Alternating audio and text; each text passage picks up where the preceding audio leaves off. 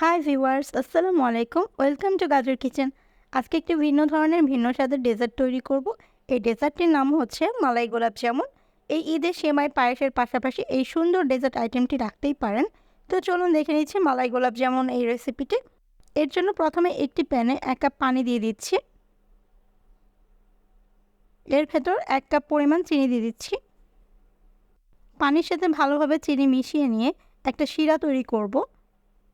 চুলার ফ্লেমটা মিডিয়ামে রেখেছি। এর ভেতর 2টা এলাচ দিয়ে দিচ্ছি একটু স্মেলের জন্য। এখানে কোনো ঘন শিরা বা শিরাটা 1টার 2টার হতে হবে, এটার কোনো প্রয়োজন নেই। পানিটা যখন ফুটতে শুরু করেছে তারপর এটাকে 4 থেকে 5 মিনিটের মতো জাল করে একটা শিরা তৈরি করে নিয়েছি। আরেকটি প্যানে 1 কাপ লিকুইড মিল্ক নিয়ে নিচ্ছি। এখানে গরুর দুধ নিয়েছি। এর ভেতর 1 কাপ পাউডার মিল্ক দিয়ে দিচ্ছে। পাউডার মিল্কটা লিকুইড মিল্কের সাথে ভালোভাবে মিক্সড করে নিব। চুলার ফ্লেমটা শুরুতেই অন করে দিয়েছি। কুসুম গরম দুধের ভেতর এটাকে মিশিয়ে নিচ্ছি। দুধটা জাল করতে করতে এরকম ঘন হয়েছে। এটাকে অনবরত নেড়ে যেতে হবে যাতে নিচ থেকে লেগে না যায়।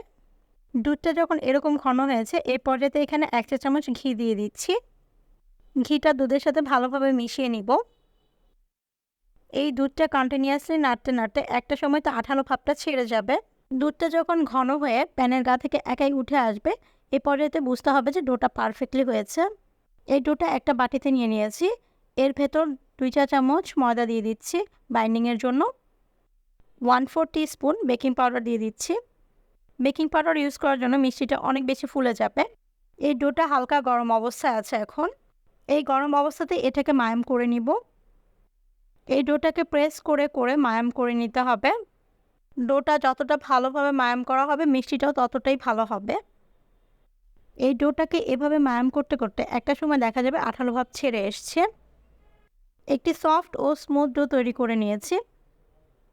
হাত ভালোভাবে ক্লিন করে নিয়েছি। হাতে একটু ঘি লাগিয়ে নিচ্ছি। এই ডো থেকে সামান্য পরিমাণ নিয়ে একটা ছোট মিষ্টি শেপ তৈরি করে নিব।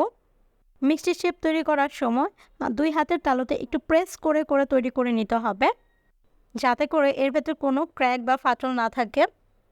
আরেকটি মিষ্টি তৈরি দেখিয়ে দিচ্ছি।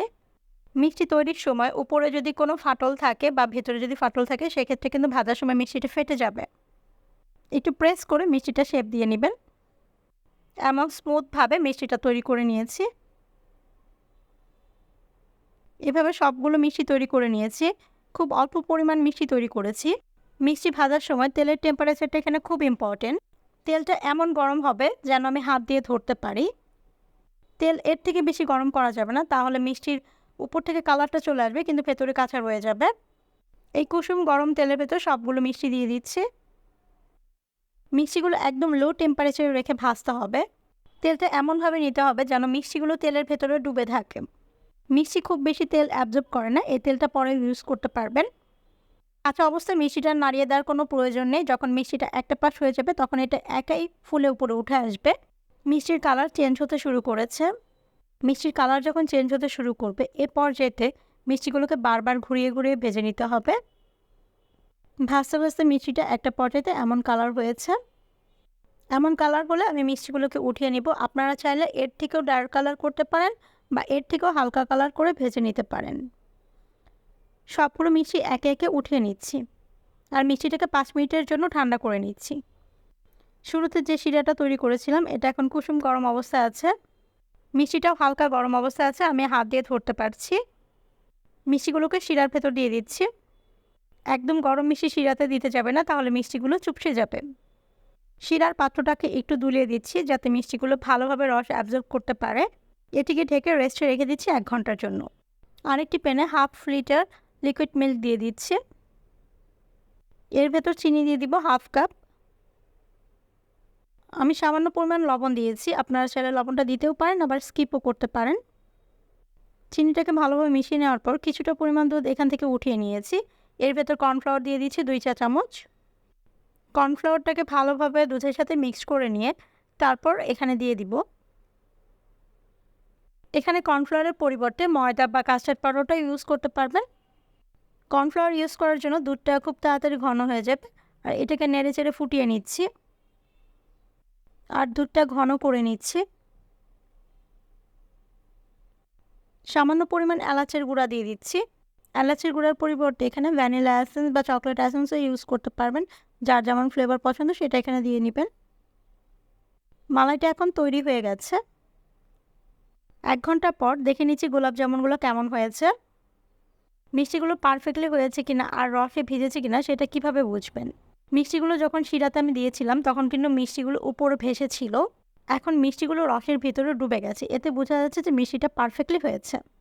মিষ্টিটা একটু প্রেস করতে রস পড়ে যাচ্ছে, তার মানে মিষ্টিটা পারফেক্টলি হয়েছে। এখন মিষ্টিগুলোকে কেটে নিব। মিষ্টির ভেতরটাও দেখতে পাচ্ছেন যে কতটা জালিদার হয়েছে আর রসালো হয়েছে। কিছু মিষ্টি 4 ভাগ করে নিব আর কিছু মিষ্টি 2টা ভাগ করে নিব।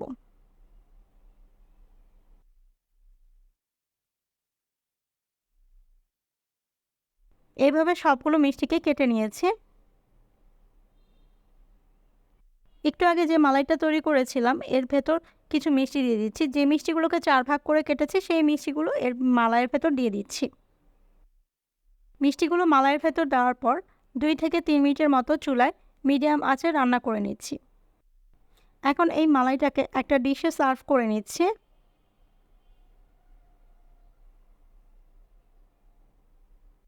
উপর দিয়ে কিছু পেস্তা বাদাম স্প্রেড করে দিচ্ছি। পেস্তা বাদামগুলো আগেই ভেঙে রেখেছিলাম। যে গোলাপ জামুনগুলো অর্ধেক করে কেটেছিলাম সেই গোলাপ জামুনগুলোকে উপর দিয়ে দিচ্ছি। এভাবেই তৈরি করে নিলাম ঈদ স্পেশাল মালাই গোলাপ জামুন। একটু ভিন্ন স্বাদের ডেজার্ট আইটেম খেতে চাইলে এই ডেজার্ট আইটেমটি ট্রাই করতেই পারেন। Thanks for watching.